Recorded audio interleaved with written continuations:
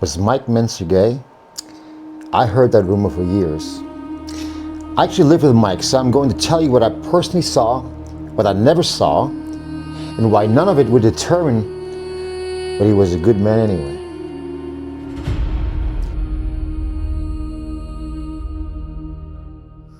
Was Mike Mentzer gay, and what did I personally see while living with him?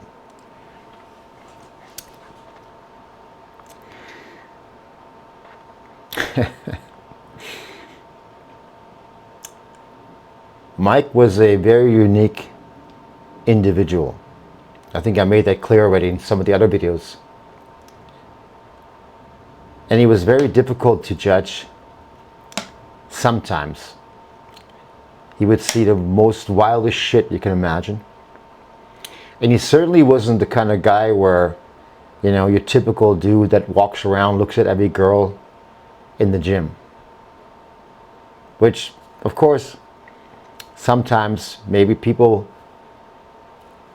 misunderstood. They thought maybe he doesn't like women, you know. I guess the rumor's been going on for a while now. I saw on YouTube that somebody's claiming about him being gay or flipping the switch or flipping over or whatever. He name names or nothing, but that rumor's been going on. You know, I lived with Mike, as you already know, and he was always very lonely. And when I mean lonely, I don't mean lonely in the sense that nobody wanted to be around him. He just was very selective about the people he had around him. And that included women. Women more so than anything, because he got his heart broken a few times. I know that. Guess we all did, but Mike did. And Mike took it a little bit harder than anyone else. You know, the whole thing with the Olympia competition and all that. But Mike took things very much to the heart. And I wouldn't even call it a heart, but the mind. He was a thinker through and through. He was one of the most incredible thinkers I've ever met. I never seen him with any girl. Did I ever think he was gay? No, not at all. And, you know, because I knew him and I knew what he was like. Mike was extremely, like I said already, selective. There was one thing that happened where, you know, I felt like, let's go ahead and maybe have him meet somebody. I had a girl that I knew, pretty girl.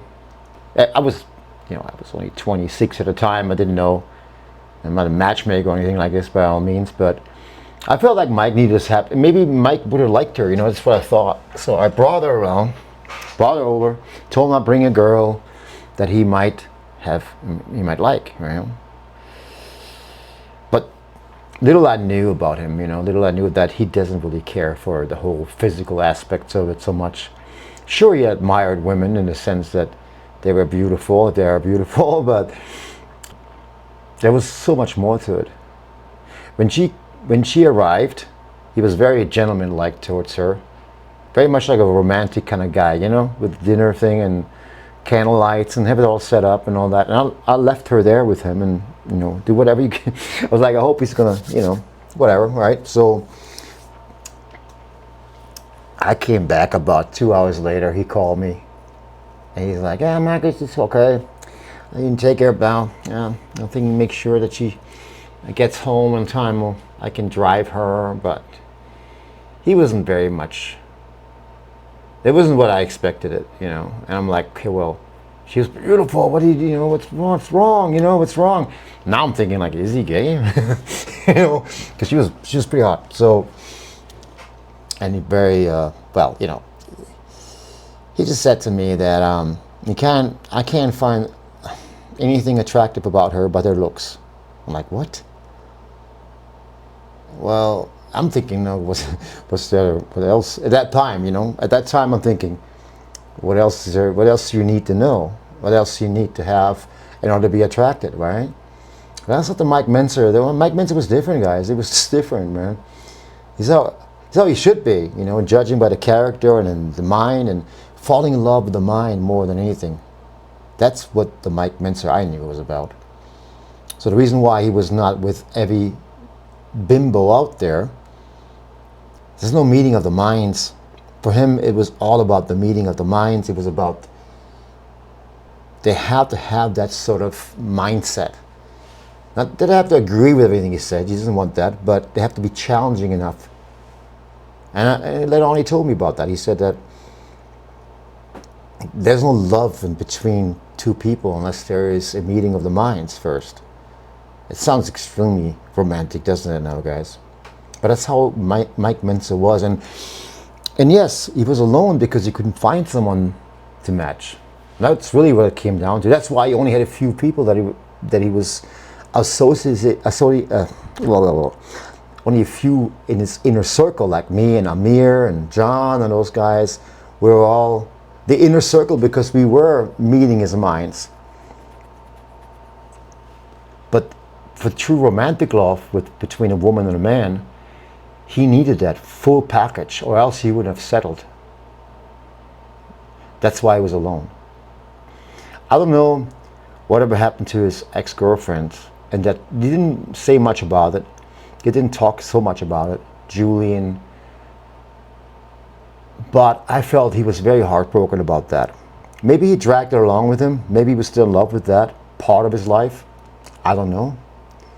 There were certain depths where I couldn't really reach at that point because I was very young still. I was still learning, and I wanted to learn from the master, not just I wanted to learn everything about how to think proper. Ayn Rand objectivism, Aristotle.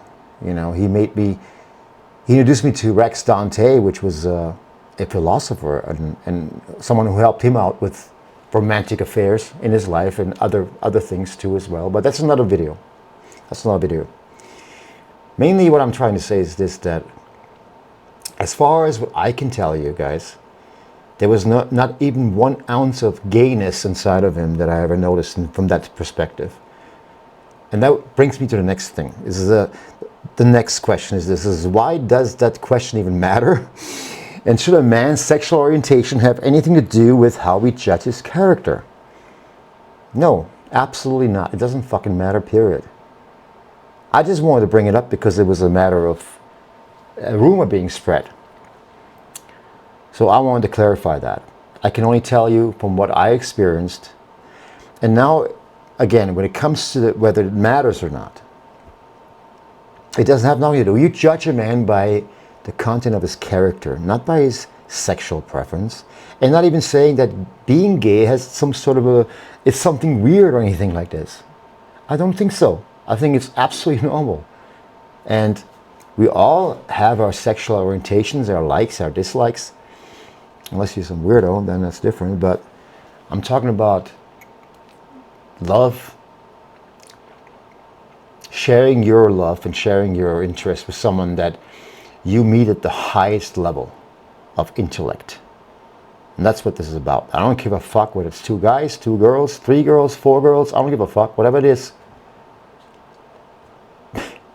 That's it. Don't judge the man by his sexual preference. Hope we cleared that part up. I don't want to be one of those. I don't want to be called out. Hey, this guy's like a gay hater or some shit like that. It's absolutely not fucking true at all. What do I believe the truth actually is? And we already discussed that earlier. The truth is that I have no proof whether Mike Mentzer was gay or not. I know that he never made a move on me or anyone, therefore, of the same gender. He never made me feel like he was interested in men. I can't speak for the entire time before I met him. I don't know. I hardly doubt it, and I believe that the majority of people that make these assumptions are simply people that don't know him well enough and also judge him by the fact that he's been a loner all this time. He's almost like a hermit in a sense. And a lot of people, it's not normal for some to be alone, which for Mike was perfectly normal.